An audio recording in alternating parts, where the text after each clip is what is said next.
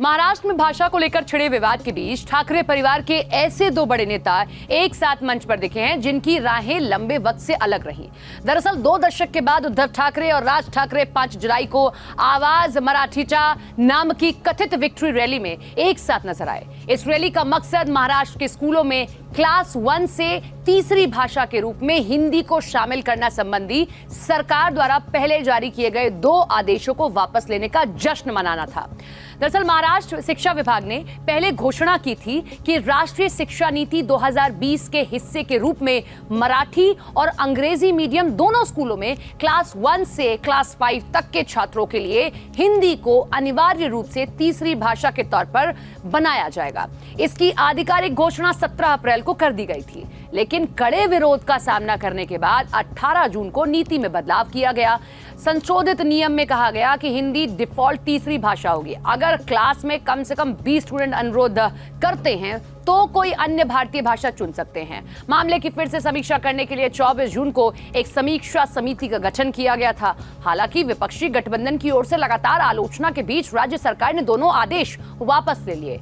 उद्धव के साथ रैली में आए महाराष्ट्र नवनिर्माण सेना नेता राज ठाकरे ने महाराष्ट्र के मुख्यमंत्री देवेंद्र फडणवीस का जिक्र करते हुए कहा कि आज 20 साल बाद मैं और उद्धव एक साथ आए हैं। जो बाला साहेब नहीं कर पाए वो देवेंद्र फडणवीस ने कर दिखाया। हम दोनों को एक साथ लाने का काम किया।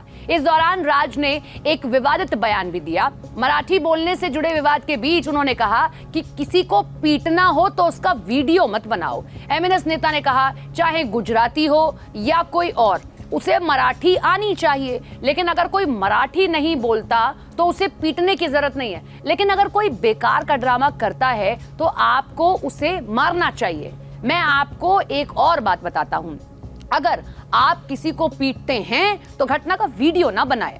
पीटे गए व्यक्ति को बताएं कि उसे पीटा गया है। आपको हर किसी को यह बताने की जरूरत नहीं है कि आपने किसी को पीटा है। इसके अलावा उन्होंने कहा कि सभी हिंदी भाषी राज्य हमसे पीछे हैं। हम सभी हिंदी भाषी राज्यों से आगे हैं, फिर भी हमें हिंदी सीखने के लिए मजबूर किया जा रहा है। क्यों?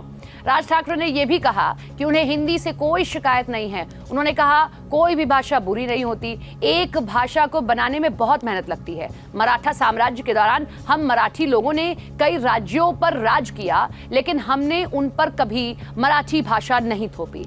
शिवसेना उद्धव ठाकरे गुट नेता उद्धव ठाकरे ने कहा हमारी ताकत हमारी एकता में है। जब भी कोई चुनौतीपूर्ण समय आता है हम सभी एक साथ आते हैं, लेकिन हम सभी ने अनुभव किया कि जब चुनौतीपूर्ण समय बीत जाता है तो हम सभी अपने निजी हितों की तरफ चले जाते हैं, जो इस बार नहीं होना चाहिए।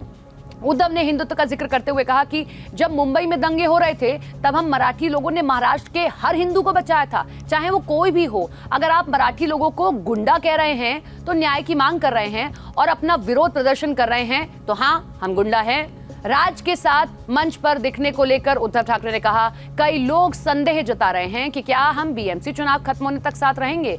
मैं आप सभी को बता दूं कि हम मराठी के लिए यहाँ हैं, हम मराठी के लिए साथ रहेंगे। हम साथ रहने के लिए ही साथ आए हैं। इससे पहले राज और उद्धव सार्वजनिक रूप से साल 2005 में मालवन विधानसभा उपचुनाव प्रचार के दौरान साथ दिखे थे। उस समय बाला साहब ठाकरे की अगुवाई में शिवसेना एकजुट थी। शिवसेना के वरिष्ठ नेता और महाराष्ट्र के पूर्व मुख्यमंत्री नारायण राणे के पार्टी से इस्तीफा देने के कारण उपचुनाव जरूरी हो गया था। नारायण राणे ने आंतरिक मतभेदों के बाद पार्टी छोड़ी थी और उस अभियान के कुछ समय बाद ही राज ठाकरे ने शिवसेना का दामन छोड़ अपनी एक नई राह पकड़ ली थी।